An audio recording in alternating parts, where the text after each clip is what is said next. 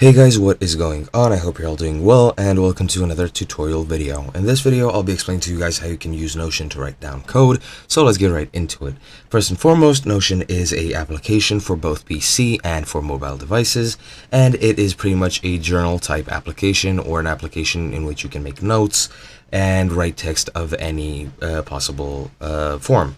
You can make yourself reminders in the form of notes. You can make a task list, or a to-do list, an address list, a reading list, documents. You can make a journal of your own. You can even create a calendar, which would replace, I don't know, Google Calendar if you would like. You can do a lot of different things which will help you in your day-to-day life, especially when it comes to organizing yourself. And as I've said, writing code is one of the many options that you can do in Notion. So let's get right into it. I'll just go into my docs. I'm pretty sure you can go into journal or wherever you'd like.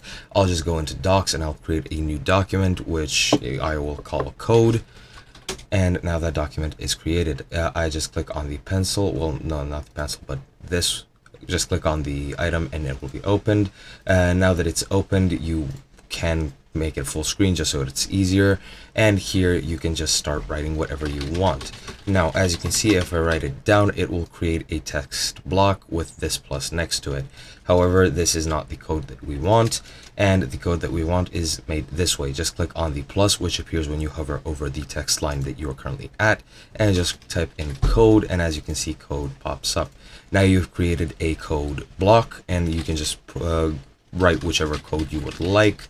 Int X, for example, you can choose which language you want. Let's say C++. You can even make just standard C and things of that nature. Now, of course, it doesn't highlight with color because it's not good syntax for C.